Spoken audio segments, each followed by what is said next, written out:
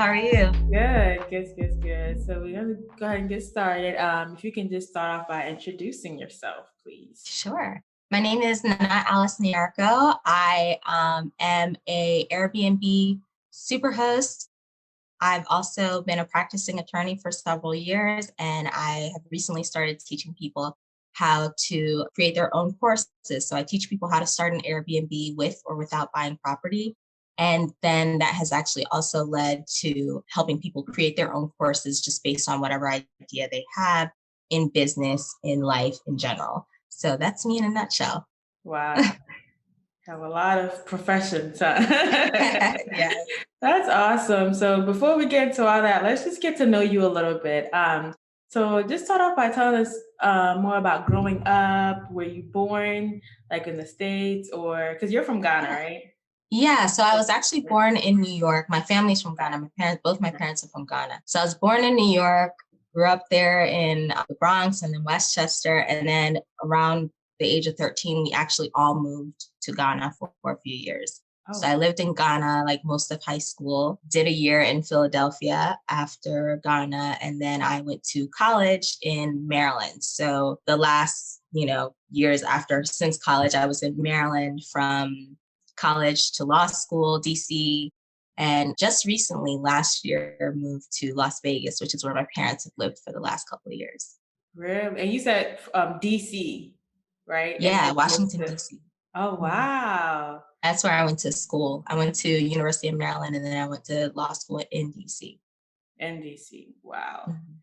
That is neat. And so you're still you say you moved to LA.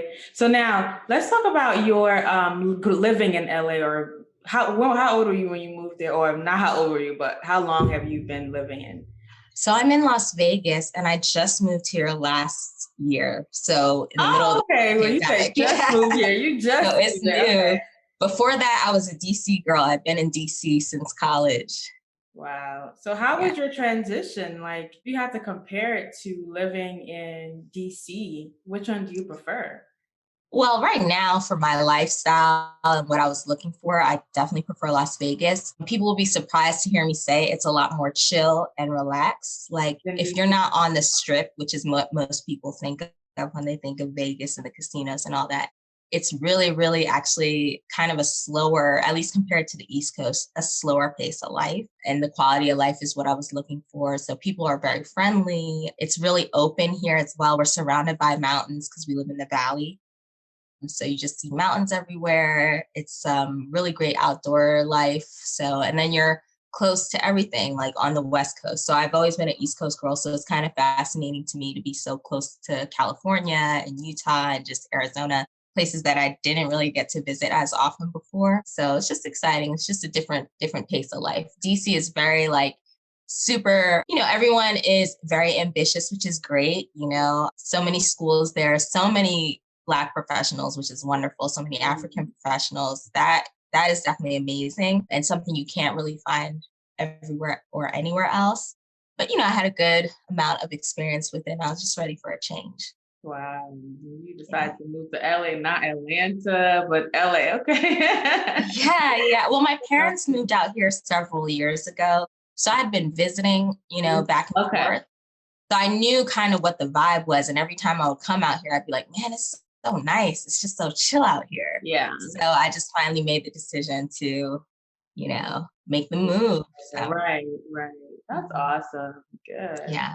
So let's talk about more of your career choices growing up from New York and moving to different states, even to Ghana and everything.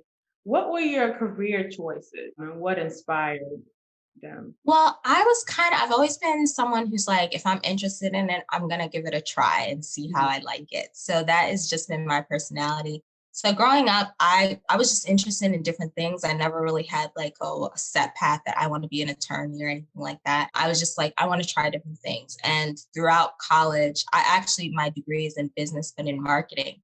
Okay. So, I did some sales and I did some marketing, after college. And then when the Great Recession hit, my job went away. Yeah. So being the good African that I am, I was like, well, let me go to grad school. Let me go, you know. And it was something I wanted to do. I was interested in law. Would I say I was passionate about it? No. Yeah. But I love learning. I love education. So there was that draw of it to me. And then there are so many things you can do with a law degree. So I just thought it would be a really good choice for me. And it has served me well. I practiced for about 5 years after law school, and I'm still barred. So I'm still technically an attorney. I occasionally will practice, but I mainly do like contracts and real estate work. For real estate. Oh, neat. So it's in a way it still relates to it's crazy how everything kind of worked and aligned for you. That's Yeah. awesome. That's awesome. Yes. So then you leave law school and everything, and I guess so you worked in corporate America for a while and everything. Mhm. So at what point did you decide you wanted to get in the Airbnb space or real estate space? Yeah. So real estate wise, before I went to law school, like as a side hustle, I was a real estate agent, like Mm. even before I started law school. So throughout law school, I still kind of had my licenses. I would still do things here or there. It was like my little side hustle. And so then after I graduated, I was living in a really, really nice, like DC style apartment. And I traveled a lot for work and I traveled a lot for fun.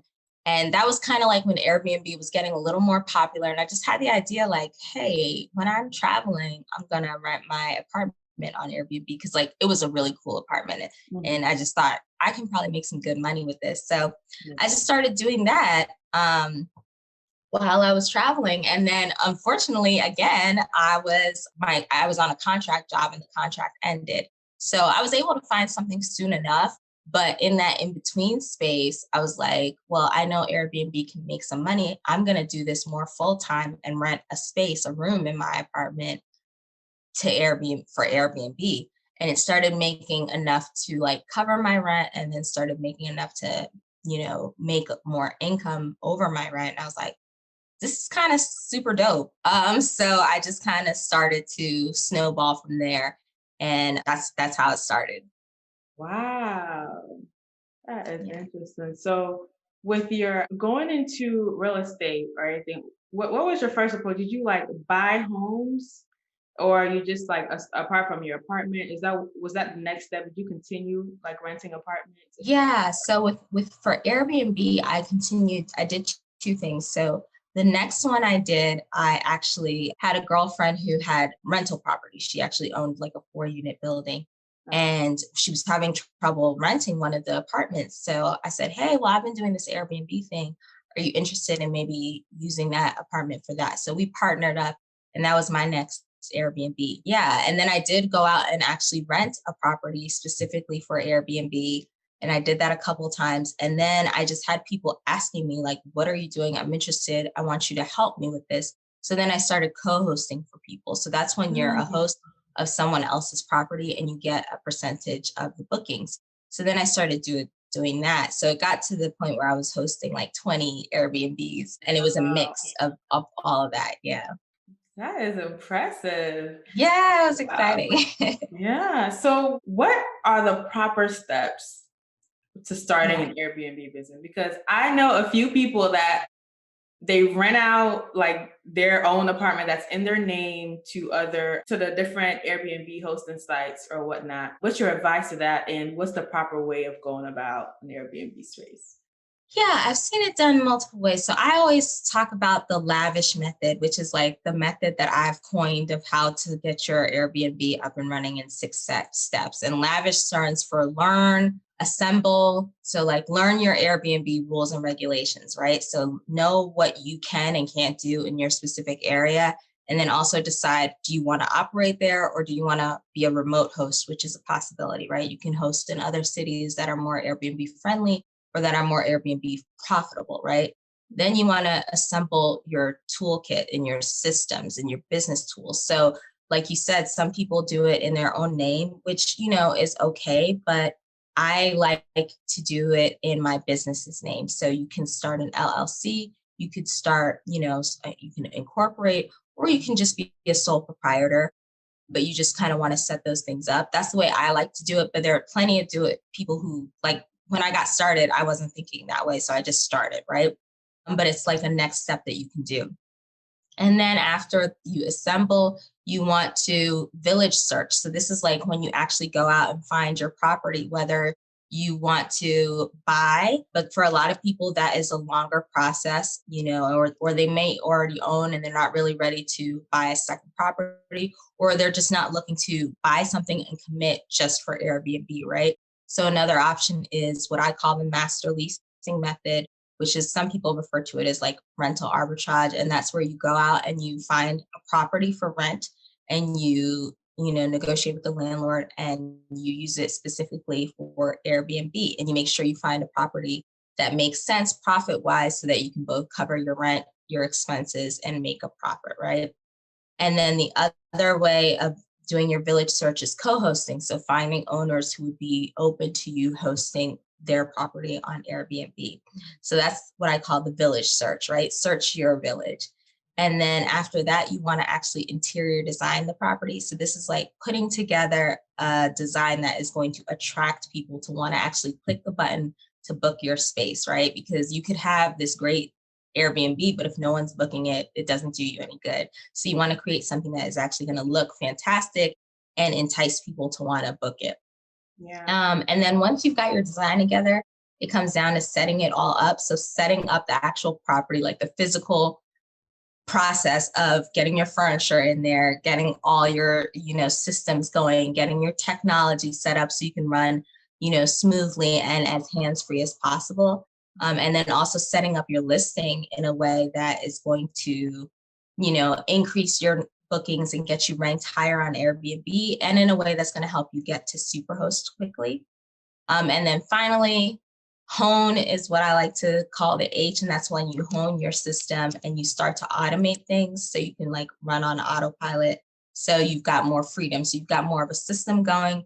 And if you want to, that's the point where you're like, okay, I understand my system and I like this. I want to scale it and get more Airbnbs, or you can stick with one and just kind of perfect your system. So you're not the one who has to be doing everything.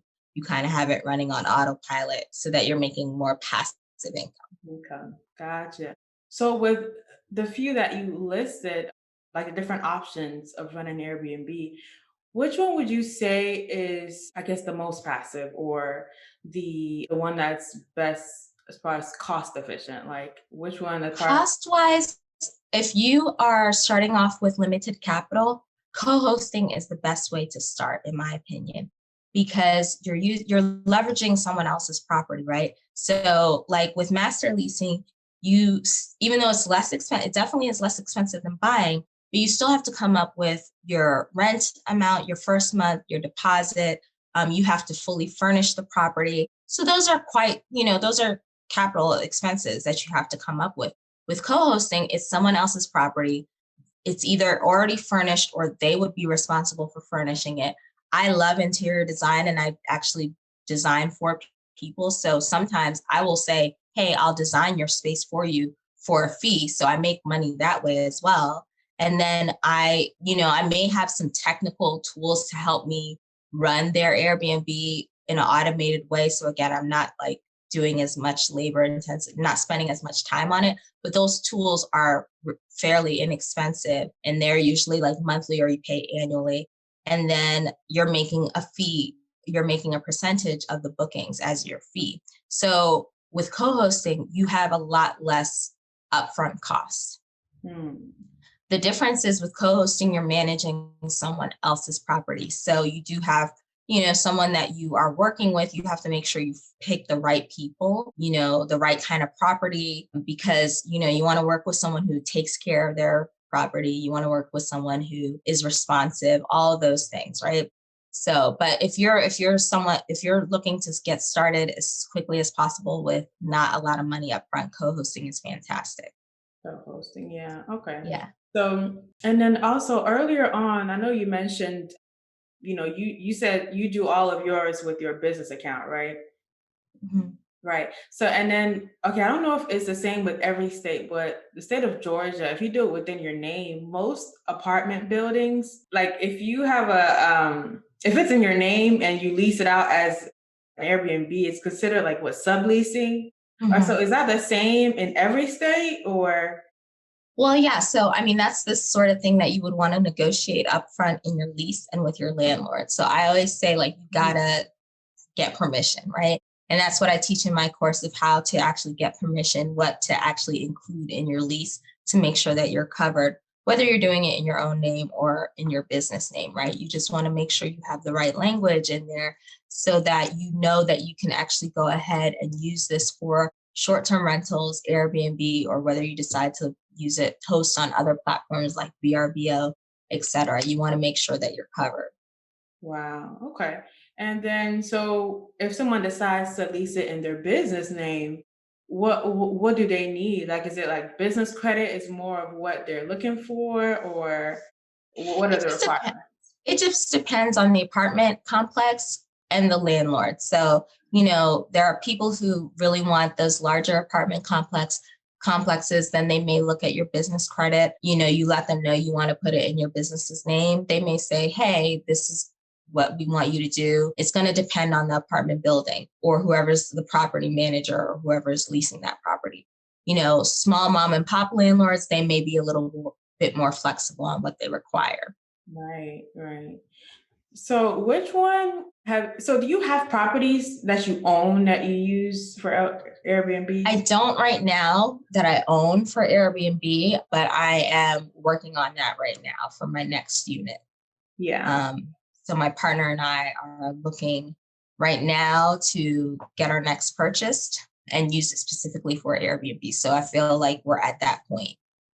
Okay. But initially, I just wanted to scale as quickly as possible, and master leasing and co-hosting was really good for that. Yeah. Okay. And as far as like you talked about capital earlier, but if someone's wanting to start in the Airbnb space, say they're starting at like through the apartment system or whatnot, what would you say is reasonable as far as capital to have saved before getting started? Like, is it maybe 1 or 2 months rent saved aside, or maybe a whole year so we're saved No, aside, or yeah. So I would definitely say you would want to have, like, your first and your security deposit set aside and saved. You'd also want to have at least a month, just in case you happen to have like an off month or you're still figuring things out. You want to make sure you're still able to cover that rent. And then you also need to factor in that you should have funds for furnishing your property, right? Because you do have to furnish it. So I would say you want to set that aside. And I can never give like a set figure amount because it depends on your area, right? It depends on how much, like, rent in DC is much more expensive than rent in Georgia, Hmm. right? A one bedroom or studio is much cheaper than a 3 or 4 bedroom, right? So, and that's what I teach people in my course, like, depending on how flexible you are in terms of your funds, like, you want to look at the data in your area and see, well, are one bedrooms doing really well, or are 4 bedrooms doing really well? Because a lot of groups like to come to my city and a lot of families like to come to my city, and I'm able to charge more per night, right? Or is our studios better because a lot of young people come to my city and maybe they're coming for, just a couple nights for, things like concerts, whatever the case may be. Or like in DC, I did a lot of what I call midterm stays. So they're over 30 days, but they're less than 6 months. And so I hosted a lot of like interns, travel nurses, and they didn't need a lot of space, right? They wanted just something that looked good, that was close to wherever they needed to be for work or their hospital, and could get them, a great looking space, but they didn't need a lot of space. So it really depends on that data. And that's why I'm like very data driven when it comes to picking your place. And it's all from experience because I've had the experience of just being like, oh, yeah, this seems like it would work. It's in my budget, it's in my price point. And then getting into it and realizing that, if I had done a little more due diligence, I would have realized that this wasn't the perfect fit. I could have done better. Right. Mm, nice. Okay. So with I know there are different like hosting sites and everything. Which Mhm. ones are the best ones, and what are the best tips to get to a super host like you, or just to Yeah. make sure that your space is constantly being booked? So I always suggest people start with Airbnb. So I teach other platforms as well, but the reason why Airbnb is so popular and so big is they are just super user friendly. They're very user-friendly for the hosts and they're very user-friendly for the guests. But coming from a host perspective, they are miles ahead of the competition, in my opinion, in terms of like being able to get started. So they make it fairly easy once you get an idea of how things work to set your listing up and to set your systems up, right? They integrate with a lot of different automation tools. So like when you get to a certain point where you want to automate things, because they're such a big powerhouse, so many other software companies have built their whole business around supporting Airbnb hosts. And then the other like VRBO and Booking.com, they're secondary and tertiary to like Airbnb. They'll get to them because they're still really good platforms. I get a lot of bookings off of those platforms, especially for international travelers. But Airbnb just makes it really very user friendly.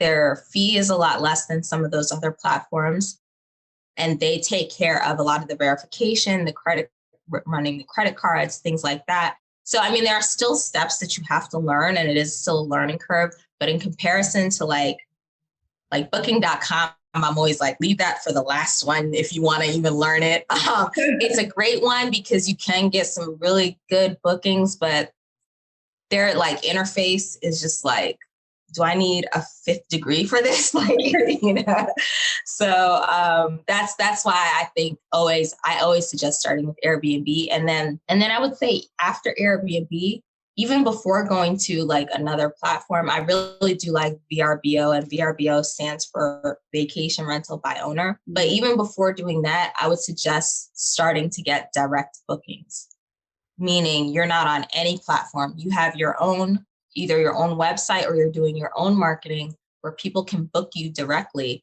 and you don't have to pay anybody else any fees. That is wonderful. But, that I would suggest that after you've gotten your legs under you, you kind of get a sense of how this whole business works, because it's a whole industry, right? Mm-hmm. So you want to get some good experience and get your systems in place before you start booking people directly. But I would say that's like my order is like Airbnb, direct bookings, and then I'll add some other platforms. Yeah. Wow. So with all these platforms, is there like a calendar system to where you can make sure that like this website doesn't book at the same date as the other one? Yeah. Okay. So there are a couple resources that you can use. Airbnb actually has like a way to integrate the calendars from those other platforms into Airbnb. So that's like one way of doing it. The reason why a lot of hosts don't rely on that most of the time is because it's somewhat delayed. So like they only update like maybe once, maybe twice a day. And there are times where you're going to get bookings. You might get last minute bookings. Like once you get comfortable with your system, you probably want to turn on like people can book within 24 hours. The reason why you want to do that is because especially now people book last minute. They want to know that there's no lockdown happening. They want to know Corona is on the downswing. They want to make sure like people are starting to travel, but they're waiting to the last minute. So you want to have a system that is going to pick up any last minute bookings immediately so that, like you're saying, you don't get double booked, because that is the worst thing that is not good. When you have multiple Airbnbs, it makes it a little easier to be like, oh, snap, I can move you to a similar property in a similar location. But as a new host, you don't want that to happen. So one, I would say give yourself time to like learn your system before you start adding other platforms. But two, I would suggest using some of these other softwares and companies that can have kind of like really, really, really taken the time to make that process a lot faster. So they're checking like every, like, I don't know, maybe let's say 20 minutes or something. So if you get a booking, it's going to alert all your other platforms to block that off. Right. And you want to set in tools, like I teach cleaning automation. So you want to use tools that allow your cleaners to know automatically, without you having to like text them and all this stuff. It alerts them automatically that, hey, we got a booking. The checkout is on this date. So you're going to have to go clean between, let's say, 11 and 3 o'clock. That's your window. And the reason why you want to make sure they clean when people check out is again, last minute bookings can happen. Mm-hmm. So if a last minute booking happens and they didn't clean, they come they're in to trouble. Right, right. Terrible. Yeah. Yeah. I hope I answered your question. I feel like I kind of went on a tangent. Yeah, you did. Thank you. So let's talk more. Let's get into Airbnb, the site, Airbnb site. What are some tips and tricks? I hear a lot, like some people are like, oh, make sure you only allow a week-long booking and all this, just to make sure that you're getting booked more and all that. So what is your best advice or tips as far as on the site? Yeah. So you may or may not like my answer. I'm going to say it depends, right? And it all depends on what your goals are with your property. So I say that to mean if you are in a city that has really strict short-term rental regulations, but you know that it's still a good city to be in, and you want to host 30 days or more. You only want to host people for a month or more. You want those midterm stays. That's what you want to put on your, on your listing and within your settings, because you don't want to get people who are just coming for like a couple days at a time. If you live in a property, and this is again from all the experience that I've had, if you live in a property like in a smaller building where people coming and going all hours of the night or several days out of the week would be problematic, maybe you want 2 weeks, so there's more stability in that building and people don't start getting pissed off at you as an Airbnb host. If you're in a bigger building or a single family where nobody cares, then yeah, maybe you want those like several days. You'll host people for 2-night minimums because people are willing to pay more money, per night if they're only staying 2, 3, 4 nights versus a month at a time, right? You might be willing to pay $400 a night for this 3-bedroom property because you're splitting it with all your friends, and you're willing to do that for 2 nights, and that's still a good trip for you guys, versus $400 a night for 30 days, right? So it all is going to depend on your property and the goals that you have and what's doable for your city. Right. And so as far as profit too, you think it's kind of has that same angle, like whatever works for your property? Yeah, it's what works for your property and your goals. So there are some people who are like luxury Airbnb hosts, right? They've got these beautiful big houses with pools and all that, and they charge I was going to say that, but they charge a lot of money per night.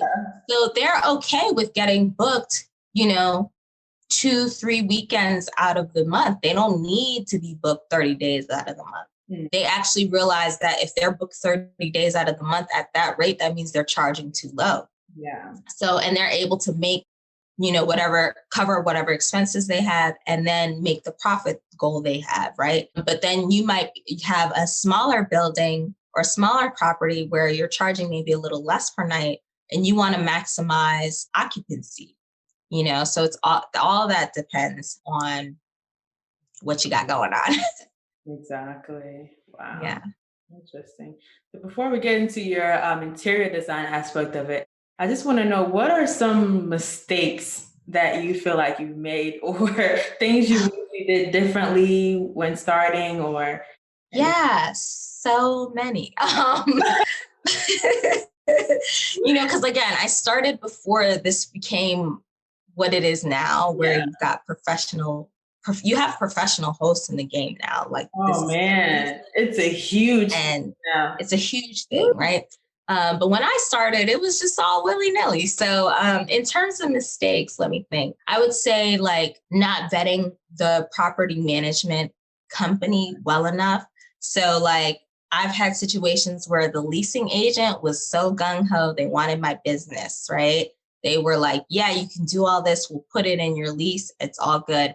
And then like months down the line, the property manager either switches, they'll switch companies sometimes, or it's just like the leasing agent didn't quite clear that with them. It's in my lease, but it's like uncomfortable, right? It's a bit of a battle. So like really doing your due diligence, really going up that chain of command and making sure everybody involved is A-okay with what's going on.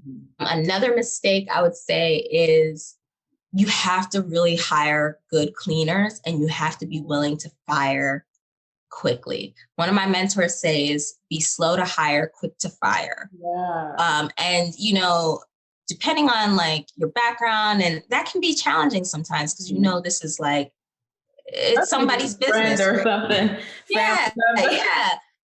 But sometimes, especially with cleaning in this business, it's not something you can let slide because it's going to affect your reviews. It's probably the number one thing that affects your reviews. And I remember I had this woman, like her whole story I loved, supporting another Black owned business, but there was always something, right? It was always like when she cleaned well, it was fantastic. But when she didn't, it was like a shit show. And I was like, what's happening? And I gave her like a couple of chances and it ended up dinging my overall profile. So that is something I would say is like, when you see someone is not able to keep to the cleaning standards, of course you can give people like a chance, but you really want to make sure that is all bundled up really well. You've got someone who's a professional, you have someone who knows what they're doing and is punctual. That is a huge one. And then another one I would say is just making sure if you're co-hosting, you partner with the right person. I kind of said that before. And so you definitely want to do that. You want to make sure that you have somebody who, if the toilet is broken, they're going to make sure they get it fixed and you're not having to like stalk them, Mm-hmm. Wow. Whew. That cleaning thing really got me. Like, do you go and check after each cleaning, like each time? So I used to when I first started, because I, just wanted to, like when I first started and I was doing it in my own place, I was doing the cleaning, but I only literally did that for like my first 3 or 4 bookings. And I was like, no, this is not my, what do they call? This is not my ministry. This is not what I'm going to do. So I was like, no. So when I was doing it in my own place, it was easy to follow up and just make sure it looks good. What I do now is, again, going back to like, I always recommend this like tech tool stack, right? It's like different tools that you can use when you put them all together, makes running your Airbnb like a lot easier. One of those things is that cleaning automation software. And I like my cleaners to take pictures and include that after every cleaning. And it's a really good tool to use to make sure that you are aware of what's going on. It looks good. Even if they miss something small, like overall, it's in pretty good shape. And then it helps them they know they have to take a picture, so they're going to be more mindful about the way they're cleaning. Right. Wow. That's interesting. Okay. So see, you have it all. You're a professional. You have everything like in the right places. And that's what you're saying in the beginning, like systems, you have to have systems in place or whatnot so that it can become passive. Yeah. And I also wanted to ask this. So if you don't mind sharing, like what was your most profitable month and how much did you make for that month? I'd say my most profitable month was about it's probably like 30,000. 30,000 in bookings. And I was probably, so that was probably like between 4 or 5 Airbnbs. And honestly, this is something I should like go back and really look at. Probably have more. Yeah, because I'm thinking about it. I had one that I used to host. I don't host it anymore because it's in DC. And so I have a business partner who I referred a lot of my clients to. And she is fantastic. She takes systems to a whole nother level. So when people are interested in management, like I have a lot of people come to me and say they want someone to manage for them, co-host for them. We'll take that on and do that. So, but there was one property I was hosting that was it's one of my favorite properties. It's like 4 bedrooms. It has a rooftop deck. It's like beautiful views of the city. And then it was 2 units in one. So there was 4 bedrooms up top, and then there was a basement apartment with 2 bedrooms as well. And that one, like on basic months, it would do like 10 to 15,000. On like, the prime months, like, which are usually in the summer, even during the pandemic, it was doing like 20 some months. And then that's in addition to the other properties. So, the bigger properties are pretty cool if you can do them in the right locations, because you're able to charge more per night, but you just have to pick the right type of property. Yeah. Wow. And then, so how did all this, or how did it transcend into the interior design? Like, how did you decide to add it on and everything? Yeah. So I like for all of my Airbnbs, my own, I would design them, right? I just like design. Like I like doing home stuff in my own house. And so I would design them. So then when I started to work with clients and have people ask me like, hey, can you help me set up an Airbnb? I'd be like, sure. They'd be like, where do I get the furniture? What should I order? What should I do? And I started doing that for them. And then I was like, I really like this. So it just kind of grew from there. And it was part of my setup. Like for a lot of people, they were doing second homes or basement apartments that were fully vacant. And they're like, I don't know what goes into this because it's actually quite a lot. Like you got to think about it that like when you move into a new home and you don't have any furniture, think how much stuff you have to get, right? From the big furniture items like beds, couches, sofas, chairs, TVs, to the little things like silverware, mixing bowls, right? People are expecting to be able to come to this property and it's like ready for them to live in, right? Yeah. So for a lot of people, they don't have the time or have the knowledge or skill set to really pull all of that together quickly. I always say days equals money in this game because every day is money that you could be making in terms of your nightly rate. So, people would be like, can you just set it up for me? And that would really work. Oh, wow. Yeah, Yeah. that interior design, that sounds so fun. Like, I would love to do that. Yeah. So I'm actually starting to focus on that a lot and take on clients and do like e-designs for them. So I'll put Oh, okay. together like the entire plan for them. I'll tell them where they can order everything or I'll order it for them and have it sent wherever they need it to go. So that's a service that we offer as well. Offer as well, yeah. So in terms of that, let's talk about your course now. Like, give us a little bit of details about it, what we could possibly learn, or just the Yeah. background. So my course is basically like I call it my 6-step fluff-free version of everything you need to do to get your Airbnb up and running. So every single module, when I talked about the lavish method, every single module is going into detail. So like how to actually find your regulations, how to actually research the data so that you're just not picking some area all willy-nilly. You're finding the most profitable locations, how to actually go out and find a property, right? So, we talked about master leasing and we talked about co-hosting, but how do you actually go out and find someone who's willing to do that with you? So walking through that whole process. And then, I show people, I basically include templates of so I include scripts of what to say to landlords, who to talk to, how to find them. I walk you through on video, like how to do this, go here, go to this website, go do that. And then once you find a property, I'm going to show you how to put the lease together so it works for you, or how to put your partner agreement together. So again, you're covered there. And then how to interior design. So I show you how to DIY, like if you really like design like myself, I show you like how to put a design together quickly, where to shop. I give you my recommended stores and shopping lists. But then I also know there are mad people who are like, I'm not about that design life. I have no interest in it. So I show you how to get it done for you, whether you're using me or some other service, right? Yeah. And so I include that. And then I'm going to give you my setup guide. So actually how to create your listing so that it ranks well, how to do things so that you get to superhost status, and then how to actually physically set your property up. Because okay, you've got the design, you've ordered everything, but how do I get this set up as quickly as possible? So again, that you can get up and running as soon as you can. And then finally, I'm going to walk you through how to automate things. So those tools that we talked about, all those tips and things that you can use, I'm giving you different options, but how to integrate it all so that you're running on autopilot. And so that's where people start to really see more of the passive income, because at that point, you've kind of gotten a good handle on your system, your property, what your property and location needs, and how you want things run. So then you can start automating it, and then you can just chill, or if you want, you can scale, right? You can grow and get more Airbnbs if that's what you want to do.